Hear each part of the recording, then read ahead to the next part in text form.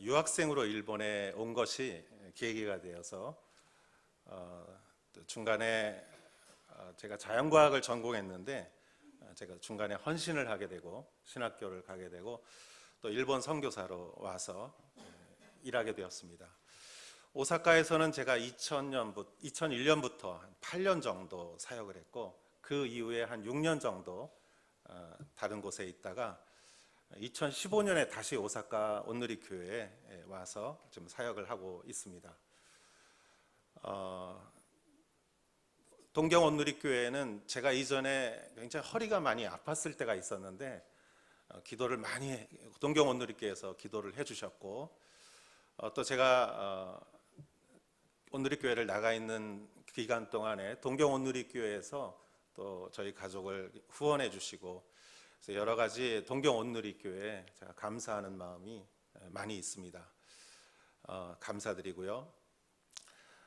저희 오늘 아내와 같이 왔는데 저희 아내는 세시모 교꼬라고 합니다.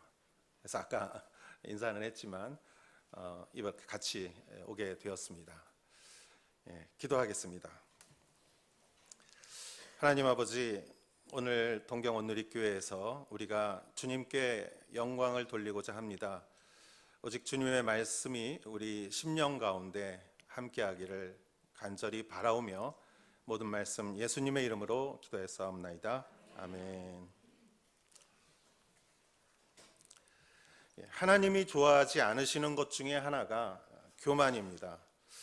하나님은 교만을 싫어하시고 잠언 18장 12절에 교만은 멸망의 선봉이다라는 말씀이 있습니다. 하나님은 교만을 싫어하시고 겸손을 좋아하십니다. 프랑스의 나폴레옹이라는 사람이 취임할 때, 황제로 취임할 때 그 그림을 그린 사람이 자크 루이 다비드라는 사람이 있었는데 그 그림을 자세히 보면은 나폴레옹이 왕관을 자기 손으로 자기 머리에 씌우는 장면이 나옵니다. 그 뒤에 로마 교황이 있었지만 교황이 나를 왕으로 임명할 권한이 없고 오직 나를 왕으로 황제로 임명할 수 있는 사람은 나밖에 없다. 그래서 나폴레옹이 스스로 왕관을 씌우는 모습이 나오죠. 그 나폴레옹은 결국 유럽을 전쟁터로 만들었고 그리고 마지막은 쓸쓸하게 죽고 말았습니다. 아마도 교만의 반면교사가 되는 사람이 아닌가. 또 역사를 주관하시는 하나님께서는 마지막에 그의 손을 들어주지 않지 않으셨나 생각해 봅니다. 반면에 하나님께서는 겸손을 좋아하십니다. 야고보서 4장 6절에는 하나님께서는 교만한 사람을 물리치시고 겸손한 사람에게 은혜를 주신다라고 적혀 있습니다. 역사 가운데 가장 겸손했던 왕은 누구였을까? 아마 예수 그리스도가 아니었나 생각합니다. 가장 낮은 곳에 마구간 같은 곳에서 구유에 나시고 그곳에 고통을 겪으시고 예루살렘에 입성하실 때도 나귀를 타시고 들어가신 겸손의 왕, 죽기까지 순종하신, 그래서 하나님께서는 그 예수님을 가장 높은 곳에 뛰어난 이름을 주신 것이죠. 하나님은 왜 교만을 싫어하시고 겸손한 것을 좋아하실까? 그것은 아마 하나님이 우리를 사랑하시기 때문이 아닌가 생각합니다. 여러분, 어린아이가 불을 가지고 장난하면 부모는 그것을 이렇게 못하게 하겠지요. 아이가 상처를 입지 않기 원하기 때문일 것입니다. 교만이라는 죄가 우리를 멸망시키기 위하여 공격하는 선봉으로 다가올 때 교만은 멸망의 선봉인 것이고, 그러나 반대로 겸손이라는 것은 우리에게 구원의 열쇠인 믿음을 가져다 주기 때문에, 그리고 그 믿음으로 우리는 천국에 갈 수 있기 때문에 주님께서는 교만을 싫어하시고 겸손을 좋아하시는 것입니다. 오늘 예수님의 비유를 통해서 교만과 겸손 그리고 하나님 나라에 대해서 해주신 말씀을 통해서 여러분에게 큰 지혜와 은혜가 있기를 주님의 이름으로 축원합니다. 9절에서 12절까지의 말씀을 같이 한번 읽어보도록 하겠습니다. 자기가 의롭다고 생각하며 다른 사람들은 업신여기는 몇몇 사람들에게 예수께서 이런 비유를 들려주셨습니다. 두 사람이 기도하러 성전에 올라갔다. 한 사람은 바리새파 사람이고 또 다른 사람은 세리였다. 바리새파 사람은 서서 자신에 대해 이렇게 기도했다. 하나님, 저는 다른 사람들 곧 남의 것을 빼앗는 사람이나 불의한 사람이나 간음하는 사람과 같지 않고 이 세리와도 같지 않음을 감사합니다. 저는 일주일에 2번씩 금식하고 얻은 모든 것에 11조를 냅니다. 아멘. 오늘 성경 말씀에 자기가 의롭다고 생각하며 다른 사람을 업신여기는 사람들을 향해서 예수님께서 이 비유를 말씀해 주셨습니다. 두 사람이 성전에 올라가서 기도를 하는데 한 사람은 바리새인이요 한 사람은 세리였습니다. 바리새인의 기도가 우리가 지금 읽은 기도의 내용이었죠. 그는 매우 도덕적인 사람이었고 남의 것을 빼앗거나 불의한 행동을 하거나 간음을 하는 그런 것은 생각지도 못했고 그는 옆에 있는 세리와 같지 않다고 자신을 이렇게 주장을 합니다. 그는 항상 감사의 기도를 하고 또 일주일에 2번 바리새인들은 금식을 했으며 그들은 그 모든 수입의 11조를 냈고 그것 자체는 정말 칭찬받아 마땅한 것이죠. 불의와 죄를 범하지 않는 것, 기도 생활, 헌금 생활을 하는 것은 훌륭한 것이죠. 그런데 무엇이 문제인 것인가? 그것은 이러한 교만의 마음이 남과 자기를 비교하며 교만의 마음이 그 마음 속에 자리 잡고 있었다는 것이죠.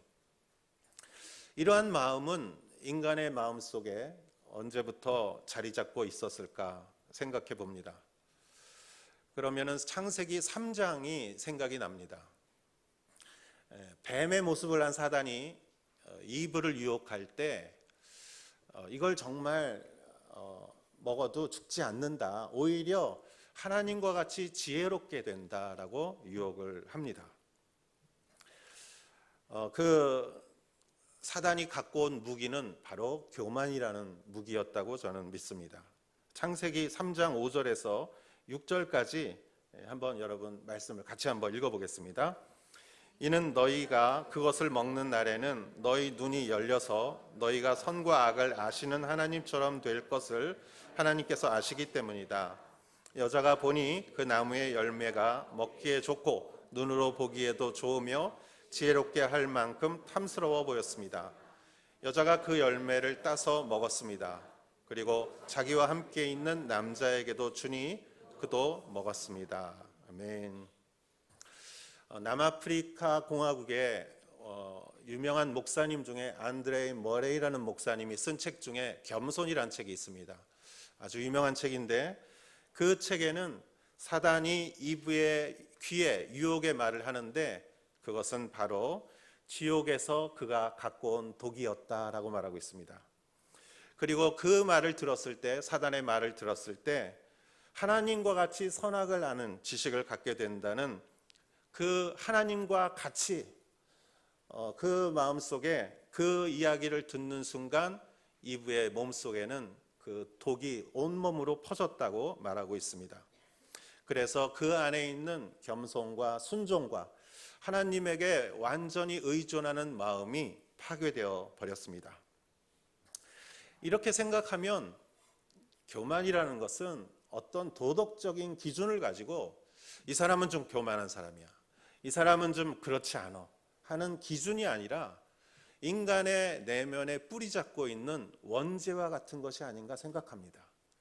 그렇기 때문에 인간의 영혼 속에 자리 잡고 있는 그 교만한 마음은 어느 누구에게나 다 잠재적으로 갖고 있는 것이 아닌가 생각합니다. 그리고 그것이 둥지를 틀고 자리 잡고 있는 것은 인간의 깊은 그 중심에 있는 영혼이 아닌가 생각할 때 우리가 정말 죄와 같이 철저하게 우리가 인정하고 뿌리를 끊어야 하는 것이 교만이 아닌가 생각합니다. 오늘 성경을 보면 자기가 의롭다고 생각하고 남을 업신여기는 사람이라는 말이 나옵니다.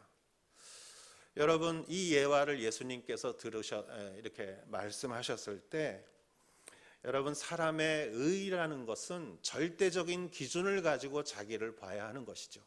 하나님의 말씀을 가지고 그것에 내가 합당한 것이 의고 그것에 위반한 것이 죄지요. 그렇기 때문에 의라는 것은 절대적인 하나님의 말씀, 하나님 앞에 다가갔을 때 하나님과 1대1로 관계를 지었을 때 할 수 있는 말이지, 의라는 것은 남과 나를 비교했을 때 해서는 안 되는 말이죠. 여러분, 자신의 의에 자신이 없으면 사람은 남과 비교하게 됩니다.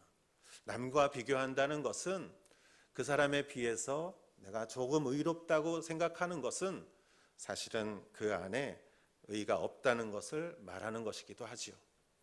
그리고 교만이라는 것은 동전의 반대쪽에 비굴이라는 말이 있지 않나 생각합니다. 자기보다 약한 사람에게는 교만하며 자기보다 강한 사람에게는 비굴한 것, 그것이 인간의 마음속에 있는 것이 아닌가 생각합니다.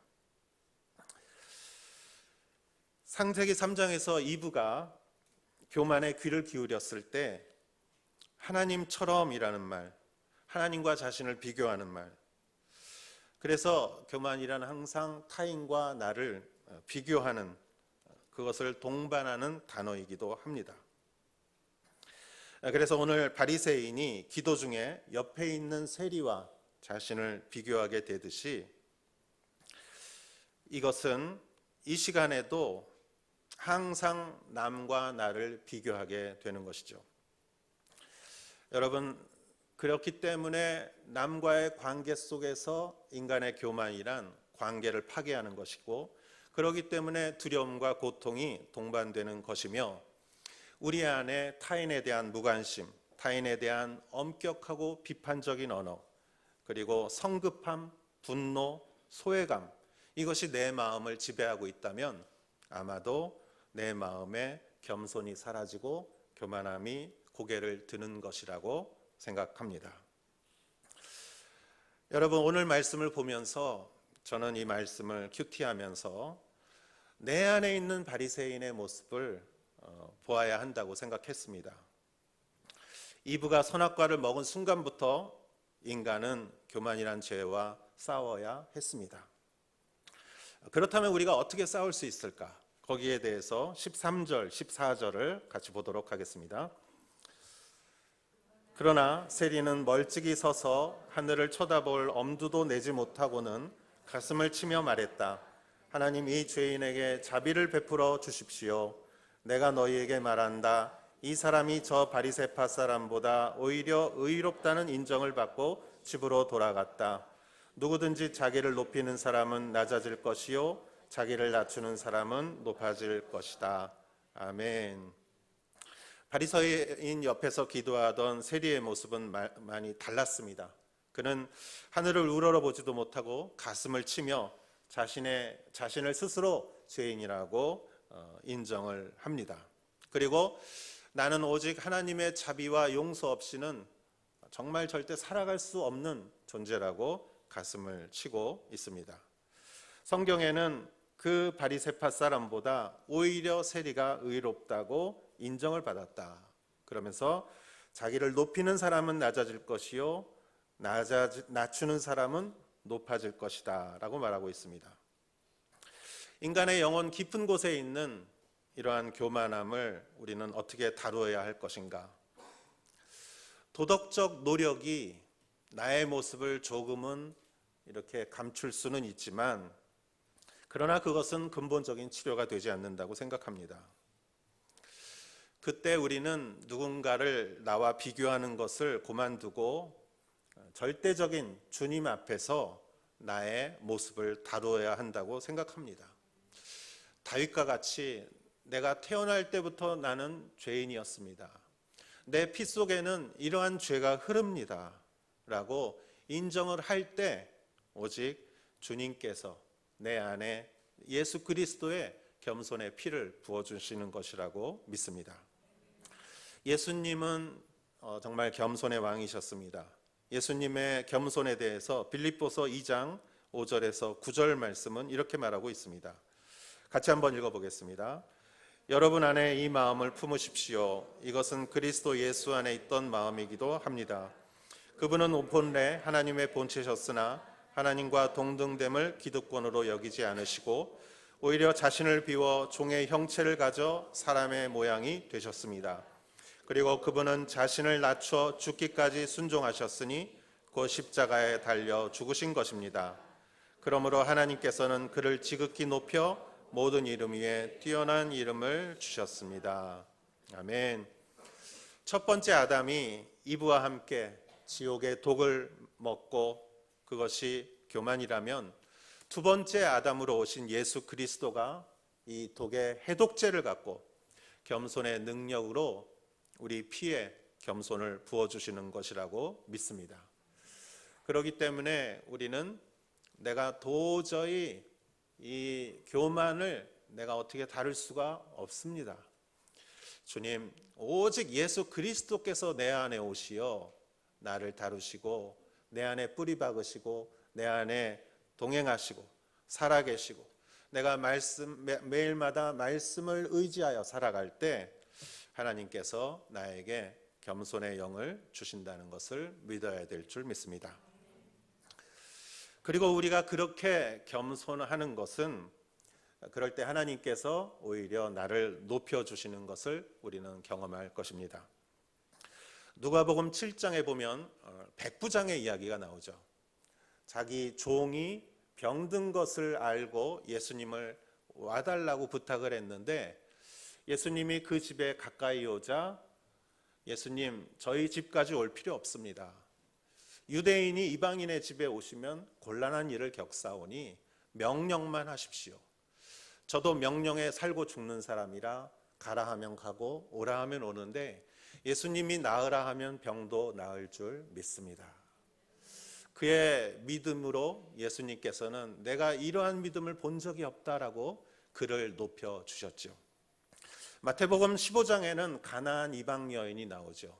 예수님에게 귀신 들린 딸을 고쳐달라고 하니까 예수님이 내가 내 자녀에게 주는 이 빵을 개에게 줄 수 없다 이렇게 말씀하세요. 그 개라는 것은 이방인을 말하는 것이죠. 예수님이 너무 심한 말을 하셨어요. 그 여인은 보통 같았으면 상처받았을 거예요. 그러나 그 여인은 이렇게 말합니다. 그러나 강아지도 주인의 상에서 떨어지는 부스러기를 먹지 않습니까?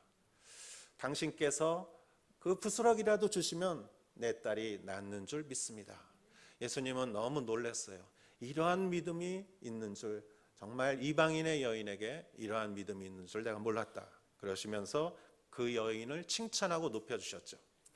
여러분, 10명의 문둥병자가 치유받는 누가복음 17장 말씀 가운데에서도 10명이 문둥병이 나았는데 오직 한 사람만, 오직 사마리아 사람만 와서 감사를 드리고 예수님께 하나님께 영광을 올려드렸을 때 내 믿음이 너를 구원했다라고 그의 믿음을 칭찬해 주셨습니다. 이 모든 사람, 이 세 사람 모두 백부장, 가나안 여인, 사마리아 사람, 멸망의 자손이라고 유대인에게 일컬어졌던 이방인이었지만 예수님께서 그들의 믿음을 높여 주셨습니다. 왜냐하면 그들이 겸손하게 믿었기 때문이죠. 여러분에게도 이러한 칭찬이 임하실 줄 주님의 이름으로 축원합니다. 어떤 면에서는 이렇게 생각할 수 있을 것 같습니다. 어쩌면 이 바리새인과 세리의 모습이 두 모습이 내 안에 있지 않나 생각합니다. 때로는 우리가 나도 모르게 교만이 튀어나올 때도 있고 때로는 정말 여러 가지 시련 속에서 내가 겸손해질 때도 있지 않을까 생각하면서 사람의 영광을 받지 못할 때 내 마음속에 초조함과 고통과 섭섭함을 치유하기가 쉽지 않을 때가 있는데 여러분, 그러나 그럴 때 우리가 이 세리의 모습을 생각하며 겸손을 생각해야 되지 않나 생각합니다. 여러분, 사실 사람이 높아지는 것은 내가 나를 높일 수가 없는 것이죠. 나폴레옹과 같이 내 왕관을 내가 씌울 수가 없는 것입니다. 남이 나를 인정해주고 존경해줘야 존경받는 것이지, 내가 나를 존경해달라고 해서, 나를 믿어달라고 해서 남이 나를 믿어주는 것은 아닙니다. 아무리 하찮은 사람이라도 그 사람이 나를 믿어주고 존경할 때 내가 그것을 받을 수가 있는 것이죠. 그런 면에서 예수님께서 세례를 받으시고 요단강에서 나오셨을 때 성령이 비둘기같이 임하사 하늘에서 음성이 있어 이는 내 사랑하는 아들이요 내 기뻐하는 자다. 너희는 그의 말하는 말을 들으라. 하나님께서 예수님을 높여주셨을 때 예수님이 높아진 것과 같이 우리를 높여주는 것은 타인이요 오직 하나님이시기 때문에 우리는 얼마든지 겸손해도 우리는 높여질 수 있다는 것을 믿으시는 여러분 되시기를 축원합니다. 그러면은 세 번째, 교만에 대해서 첫 번째 말씀드렸고 겸손에 대해서 두 번째 말씀드렸는데, 세 번째는 우리의 믿음에 대해서 같이 나누어 보도록 하겠습니다. 15절에서 17절까지의 말씀을 같이 읽어보도록 하겠습니다. 사람들이 아기들을 예수께 데려와 만져주시기를 원했습니다. 제자들은 이 광경을 보고 그들을 꾸짖었습니다. 그러나 예수께서는 그 아이들을 불러 말씀하셨습니다. 어린아이들이 내게로 오는 것을 허락하고 막지 말라. 하나님 나라는 이런 어린아이들의 것이다. 내가 진실로 너희에게 말한다. 누구든지 어린아이와 같이 하나님 나라를 받아들이지 않는 사람은 거기에 들어가지 못할 것이다. 아멘. 예수님과 바리새인들 또 세리에, 예수님이 바리새인과 세리에 관한 예화를 말씀하실 때 한 가지 사건이 일어났죠. 사람들이 어린아이를 예수님에게 데려가려고 했어요. 그래서 기도를 좀 받으려고. 그런데 아이들이 울기도 하고 시끄럽기도 하고 분위기가 좀 아이들이 안 왔으면 하는 분위기였는지 모르겠지만 제자들이 그 사람들을 꾸짖었습니다. 동경온누리교회에도 저는 차세대 아이들이 많다고 들었습니다. 아이들이 많으면 동경은 모르겠어요. 오사카는 낙서도 많이 하고 또 휴지도 옆에 이렇게 창으로 던져가지고, 저희 교회 옆이 절인데 그 절에서 연락이 왔어요. 그래서 당신 거기서 휴지를 버려서 우리 그 담벼락에 붙어 있다고. 제가 휴지를 이렇게 갖고 와서 저희 휴지하고 비교해 봤더니 같은 휴지예요. 저희 어떤 장난꾸러기가 한 것 같아요. 그래서 그 철조망으로 이렇게 암이라고 하죠. 거기를 다 이렇게 좀 막기로 했어요. 휴지를 버리지 못하게. 제가 주일날 시끄럽지는 않습니까? 그랬더니 그건 뭐 낮이기도 하고 좀 이렇게 분위기가 있어서 좋대요. 그래서 그 절에 계신 분들이 찬양을 좋아하시는 것 같아요. 그래서 한번 좀 또 초청해야 되지 않나 이렇게 생각을 하는데, 아이들이 많으면은 저도 모르게 이렇게 막 화가 날 때가 있어요. 막 시끄럽고 말 안 듣고. 그래서 어떤 목사님이 그러세요. 아이들이 많으면 세 가지가 있대요. 시끄럽고 지저분해지고 돈이 많이 든대요. 그러나 여러분, 제가 이곳에 2015년에 제가 오사카에 부임하기 전에 시모노세키라는 곳에서 제가 3년 동안 대학교에 교목을 하면서 그 지역에 있는 교회를 24개 정도의 교회를 다 돌아다녔습니다. 여러분, 지방 도시에는 정말 마음 아픈 것이 뭐냐면은 주일학교가 없어요. 주일학교가 거의 반도 없습니다. 그리고 파워웨이브가 있는 곳은 한 군데 정도. 그리고 정말 다음 세대를 어떻게 이어가야 할지 참 걱정이 많이 됩니다. 그래서 여러분, 동경 온누리교회에 아이들이 많다는 것, 좀 지저분해지고 카페트도 막 좀 지저분해질지도 모르고 뛰어다니고 시끄럽고, 아이들 행사는 비용이 많이 들어요. 아이들은 헌금도 많이 안 하죠. 그러나 여러분, 우리 신앙의 미래는 그 아이들에게 있는 것이죠. 제가 오사카에서 2001년부터 사역하면서 그때 제가 이렇게 있었던 파푸스 아이들이 유치원 초등학생이었는데 지금 와 보니까 걔들이 대학생 사회인이 되어 있어요. 그리고 주일학교 교사를 하더라고요. 할렐루야. 여러분의 이 아이들이 이 교회를 이끌어가는 기둥이 되며 여러분의 지금 이 아이들이 또 이 복음의 사명을 감당하는 주역이 될 줄 믿습니다. 그런데 여기서도 마찬가지예요. 아이들이 싫었어요. 그래서 아이들을 못 오게 했어요. 그러나 예수님께서는 아이들을 내게로 오는 것을 허락하고 막지 말라. 그러면서 또 이렇게 17절에 어린아이와 같이 하나님 나라를 받아들이지 않는 사람은 거기에 들어가지 못한다라고 말씀하셨습니다. 즉 겸손의 모범으로서 아이들을 예수님께서 이렇게 보여준 것이에요. 그리고 이 아이들과 같지 않으면 하늘나라에 갈 수 없다. 여러분, 하늘나라에 가는 것은 무엇으로 갑니까? 믿음으로 가죠. 그렇기 때문에 아이들의 겸손과 믿음은 관계가 있는 것이에요. 제가 좀 묵상을 해봤어요. 겸손과 믿음은 어떤 관계가 있는 것인가? 그러면서 믿음이란 무엇인가 한번 생각해 보았습니다. 여러분, 믿음이란 무엇입니까? 가만히 생각해 보면은 믿음은 자기 포기 선언이에요.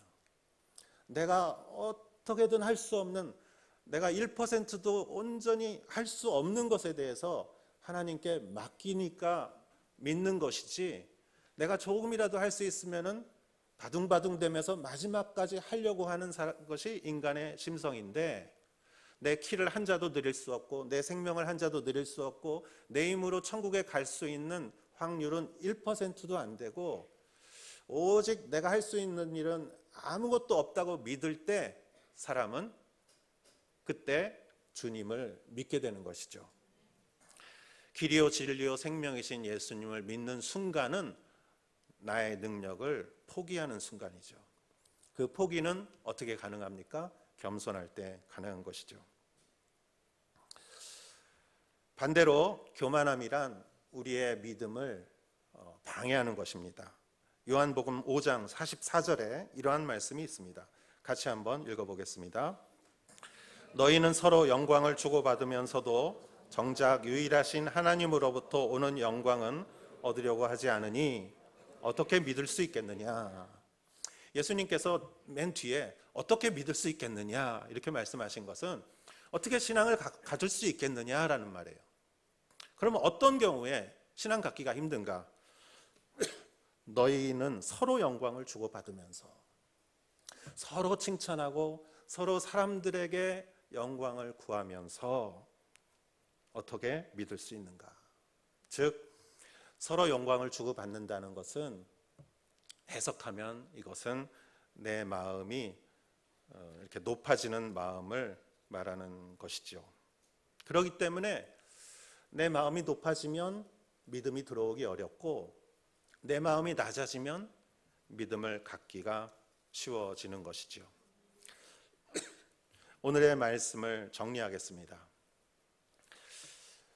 이 세상은 교만이 선봉이 되어서 이브를 통해서 죄가 들어왔습니다. 아담과 이브를 통해서 죄와 함께 죽음이 들어왔으며 멸망이 들어왔습니다. 그러한 인간에게 하나님께서는 말씀을 주셨습니다. 이스라엘 백성들에게 율법을 주셨고 말씀을 주셨습니다. 그 말씀을 깨닫고 하늘나라로 인도하시기 원한 하나님의 생각이었지만 이스라엘 사람들은 그 말씀조차도 가지고 타인을 정죄하는 곳에 사용하였습니다. 그러한 가운데 오신 예수 그리스도, 겸손의 왕으로 오신 예수 그리스도께서 이 땅에 오셨죠. 우리는 인간의 능력으로 예수님과 같이 겸손하게 되기는 쉽지 않습니다.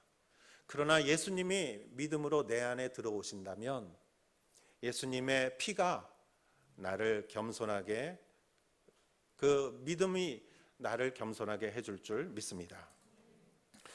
그리고 큐티를 통해서 우리의 마음이 주님을 묵상할 때 주님은 우리에게 겸손의 마음을 주시며 그 겸손의 마음을 통해서 내 믿음이 시작되었고 겸손의 마음을 통해서 그 믿음이 더욱더 강건해지는 것을 믿습니다. 겸손한 사람에게는 하나님께서 일하십니다. 저는 동경 온누리교회가 정말 겸손한 교회라고 저는 믿습니다. 교회가 세워졌을 때부터 지금까지 저는 교회가 지내온 모든 과정을 보아왔습니다. 말씀으로, 말씀 안에서 순종하면서 그 믿음에 따라 살아가려고 하는 동경 온누리교회의 모습을 저는 보아왔습니다. 여러분의 그 겸손과 믿음이 여러분을 천국으로 인도해 줄 뿐만이 아니라 여러분 주변에 있는 많은 구원받아야 할 영혼들을 하나님 나라로 인도해 주는 귀한 도구가 될 줄 믿습니다. 주님의 축복과 은혜가 여러분 가운데 임하기를 축원합니다. 기도하겠습니다.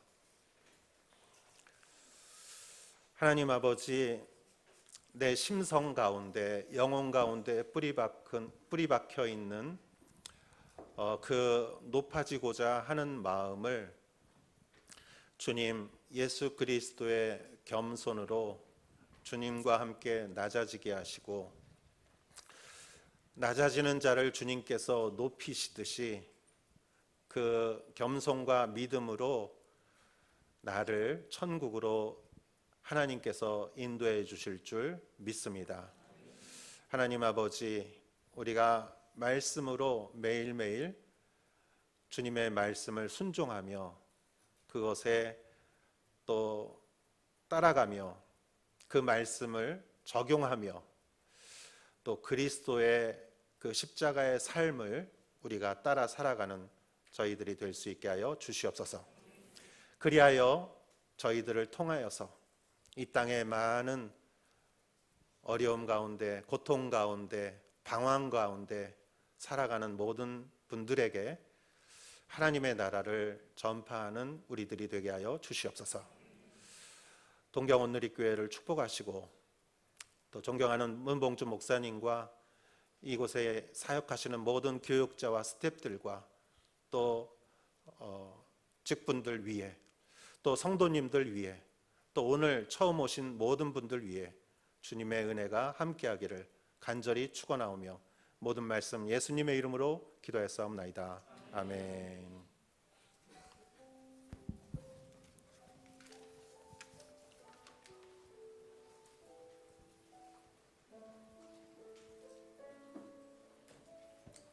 다 같이 일어나셔서 헌금 찬양하도록 하겠습니다.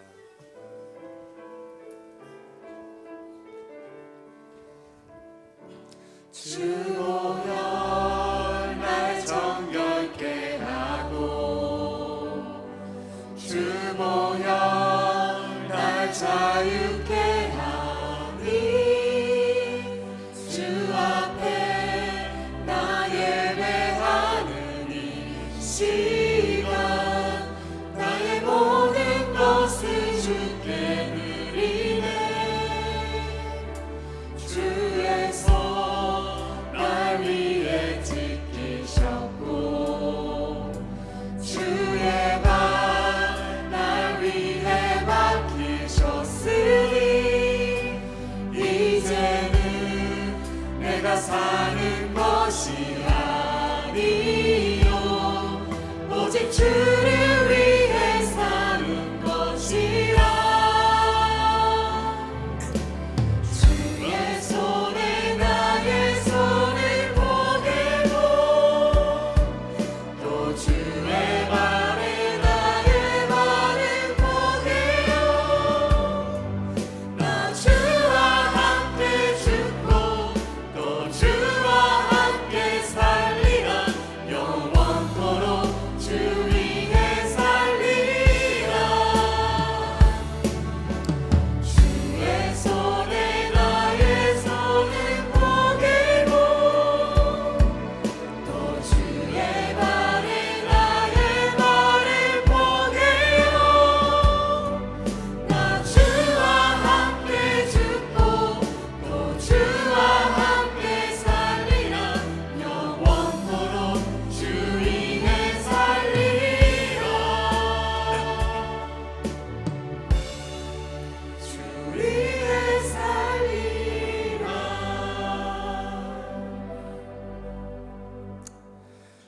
사회주님, 그렇습니다. 우리가 죄인임을 고백합니다. 우리가 교만했음을 주님 앞에 회개드립니다.